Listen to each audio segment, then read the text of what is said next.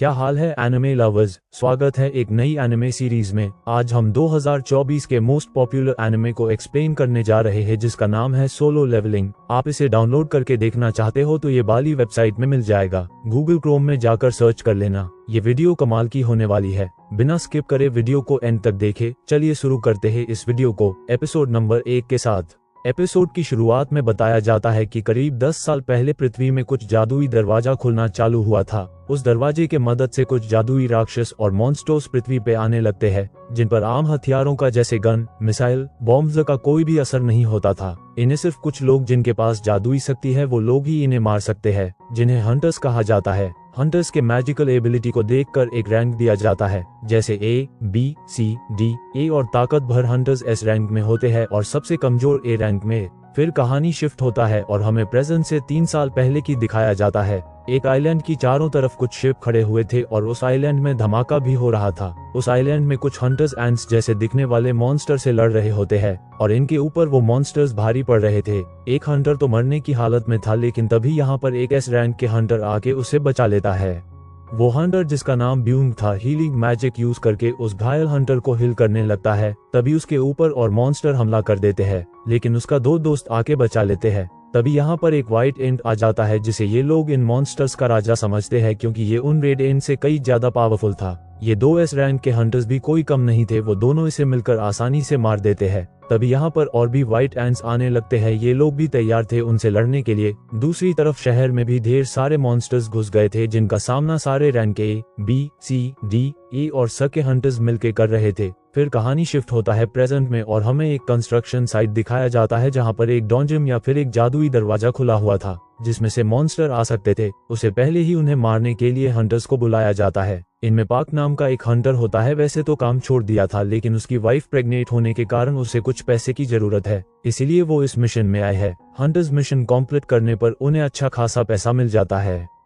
तब वहाँ पर एनिमे का मेन कैरेक्टर जिन्वू आता है, जिसे देखकर सारे लोग उसको अच्छे से ग्रीट करते हैं और सारे लोग उसके बारे में बात करते हैं। पाक पूछता है कि यह लड़का सच में इतना ताकतवर है कि सारे लोग इसके बारे में बात कर रहे हैं। उसका दोस्त उसे कहता है तुम जैसा सोच रहे हो बात उसे अलग है। जिन्वू को दुनिया का सबसे कमजोर हंटर माना जाता है। एक ए रैंक मिशन में भी वो घायल हो गया था और 1 हफ्ते तक हॉस्पिटल में पड़ा रहा। जिन्वू को इस मिशन में बुलाया गया है तो यह मिशन आसान होगा, इसीलिए सारे लोग उसे देखकर खुश हो रहे हैं। और जिन्वू ने ये सारी बातें सुन ली थी, लेकिन वो भी जानता था कि यह सब सच है। जिन्वू को यहाँ पर जूही नाम की उसकी फ्रेंड मिलती है, जिसके साथ वो ऑलरेडी काम कर चुका है। जूही जिन्वू से उसकी चेहरे में आई चोट के बारे में पूछती है। जिन्वू कहता है हमेशा की तरह मिशन में घायल हो गया था, वो एक ए रैंक मिशन था, इसीलिए कोई हीलर भी नहीं था, इसीलिए मुझे हॉस्पिटल जाना पड़ा। ये सुनकर जूही को बुरा लगता है। फिर टाइम हो जाता है डॉन्जम के अंदर जाने का। हम सॉन्ग नाम का एक हाई रैंक के हंटर को देखते हैं जो कि इस मिशन का लीडर था। सब लोग उसे मिलकर खुश होते हैं। फिर एक एक करके सारे लोग उस डॉन्जम में जाते हैं।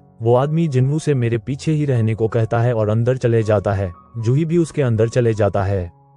जिन्वू के पास एक छोटा सा तलवार था जिसमें ना कि बराबर जादू था। जिन्वू बेहती गरीब है तो वो उससे महंगा हथियार नहीं खरीद सकता। इसके बाद जिन्वू उस पोर्टल में इंटर कर लेता है। दूसरी तरफ हम हंटर एसोसिएशन का चेयरमैन गो को देखते हैं, जो कि गवर्नमेंट के साथ एक मीटिंग करके आया था। गवर्नमेंट चाहती है कि डॉन्जम से मिलने वाले क्रिस्टल्स उन्हें दे दिए जाएं। असल में क्रिस्टल्स उन मॉन्स्टर को मारने के बाद मिलता था, जिसे मैजिक जेम्स कहा जाता है, जिन्हें बेच करके ही हंटर्स पैसा कमाते हैं। इनकी मदद से खतरनाक हथियार और इन माना क्रिस्टल की मदद से गवर्नमेंट बिजली उत्पादन करते हैं। फिर सीन चेंज होता है और जिन्वू ऑलरेडी एक मॉन्स्टर को मार चुका है और उसमें से एक माना क्रिस्टल भी मिला है। तभी उसके ऊपर एक और मॉन्स्टर हमला कर देता है। जिन्वू उसे मारने की कोशिश करता है, लेकिन उसका तलवार बेहद ही कमजोर था, जिसकी वजह से टूट जाता है। इसका मौका पाकर वो मॉन्स्टर जिन्वू के अंदर तलवार घुसा देता है। तब पाक आकर उसे बचा लेती है। जिन्वू बुरी तरह से घायल हो गया था और जूही जिसके पास आकर उसे हिल करने लगता है। दूसरी तरफ सारे हंटर्स इस गुफा की राजा को मारकर सारी क्रिस्टल इकट्ठा कर रहे थे। जूही जिन्वू से कहता है क्या तुम अपनी जिद में आकर हंटर तो नहीं बने हो, क्योंकि वो दिन दूर नहीं जिस दिन तुम्हारा जान भी जाएगा। फिर एक हंटर को एक बड़ा सा एक और गुफा देखता है और सब लोग को वहीं पर बुलाता है। कुछ हंटर्स इसकी अंदर जाने की बात करते हैं, लेकिन उनका लीडर संग अंदर जाने से मना करता है। कहता है इस तरह की फैसला खुद नहीं ले सकते, हम हंटर एसोसिएशन का जवाब का वेट करना चाहिए। तब पार्क का दोस्त कहता है हम वेट करते रहेंगे और वो लोग आकर सारे खजाना ले जाएंगे। वैसे भी हमें ज्यादा क्रिस्टल नहीं मिला है। संग कहते हैं क्यों ना वोट करके फैसला करे। वो टोटल 13 लोग थे, उनमें से 6 लोग यस कहते हैं और 6 लोग नो कहते हैं। जूही भी जाना नहीं चाहता था, अब सिर्फ जिन्वू ही था। संग उसे कहता है तुम्हारा क्या राय है। जिन्वू अपनी परिवार के बारे में सोचता है। उसकी परिवार में उसकी बीमार माँ जो हॉस्पिटल में पड़ी है और छोटी बहन जिसकी अभी पढ़ाई चल रही है और उसकी पिता का कोई अता पता नहीं है। फिर वो जानने के लिए हाँ कह देती है। हंटर्स एसोसिएशन में भर्ती होने के लिए पहले इन्हें एक टेस्ट देना होता है जिससे इनकी मैजिकल पावर्स के बारे में पता चलता है और फिर उसी के हिसाब से इन हंटर्स को दी जाती है। फिर अलग अलग कंपनीज इन हंटर्स को हायर करती हैं। इन कंपनीज को गिल्ड कहा जाता है। मिस्टर चोई भी हंटर्स गिल्ड का मास्टर है और वो अपने आदमी से कहता है कि टैलेंट्स देखकर ही वो हंटर्स को हायर करें, चाहे उनका एज या जेंडर कुछ भी हो। उनके गिल्ड में चाहीन नाम की एक हंटर बहुत ही ज्यादा टैलेंटेड है। इसके बाद हम देखते हैं कि 2 चोर एक लड़की की पर्स चुराकर भाग रहे थे। तभी उन चोर के सामने एक लड़की आ जाती है। वो कोई और नहीं एक एस रैंक हंटर थी जिसका नाम बल्कि चाहे ना था। चाहीन हवा में उछलकर उन चोरों से लड़की की पर्स छीन लेती है जिसकी वजह से उन चोरों का एक्सीडेंट हो जाता है। चाहीन काफी सुंदर और फेमस थी। जल्द ही उसके आसपास लोगों की भीड़ जमा हो जाती है और सभी उसकी तारीफ करने लगते हैं। वो उस पर्स को उस लड़की को देकर बाहर से निकल लेती है। इधर हंटर्स गुफा में चलते जा रहे थे। उन्हें चलते हुए करीब 40 मिनट बीत चुका था। फिर हम जिन्वू और जूही को देखते हैं। जिन्वू जूही से माफी मांगता है क्योंकि उसकी वजह से जूही को भी अंदर आना पड़ा। जूही उसे काफी डांट लगाती है क्योंकि अभी वो मरते मरते बचा है और फिर भी उसने एक और डोंजन में जाने के लिए हाँ कर दी। अगर टीम में कोई हीलर ना हो तो जिन्वू का जिंदा बचना नामुमकिन है। जिन्वू जूही से माफी मांगता है। जूही उसे माफ कर देता है और उसे कल डिनर में ले जाने के लिए कहता है। ये सुनकर जिन्वू थोड़ा शर्मा जाता है और जूही भी। फिर इन लोगों को एक बड़ा सा दरवाजा मिलता है जिसे खोलकर ये लोग अंदर जाने लगते हैं। इधर प्रेसिडेंट गो अभी ज्वाइन हुई हंटर्स को लेक्चर दे रहे थे कि हंटर्स कैसे काम करते हैं और हंटर्स का जिंदगी कैसे होता है।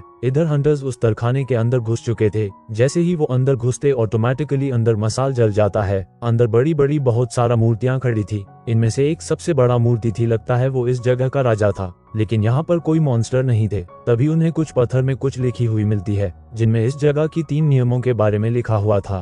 पहला नियम देवता का सम्मान करो, दूसरा नियम उसकी तारीफ करो और तीसरा अपनी भक्ति को साबित करो। तब जूही जिन्वू से कहता है वो बड़ी बाली मूर्ति की आंखें हिल रही है और हमें ही देख रही है। तभी वो दरवाजा ऑटोमेटिकली बंद हो जाता है। ये देखकर सबकी फट जाती है। उनमें से एक हंटर बहुत ही डर जाता है और सबको डांटते हुए दरवाजे के पास जाता है। जैसे ही वो उस दरवाजा को टच करता है उसके पास खड़े हुए मूर्ति उसका सर धड़ से अलग कर देता है। वो कुछ समझ पाता उसे पहले ही स्वर्गवासी हो गया। ये देखकर सबकी फटके हाथ में आ चुकी थी। जिन्वू धीरे धीरे उस बड़ी मूर्ति की तरफ देखता है। तभी वो मूर्ति इसकी तरफ अपनी आंखें घुमा देती है। ये देखकर जिन्वू को अपनी अतीत याद आ जाती है। जिन्वू जितने भी मिशंस पे गई है हर मिशन में वो घायल हो जाता था। वो हमेशा चुपके रहता था और मौका मिलते ही मॉन्स्टर्स के हमला करता था।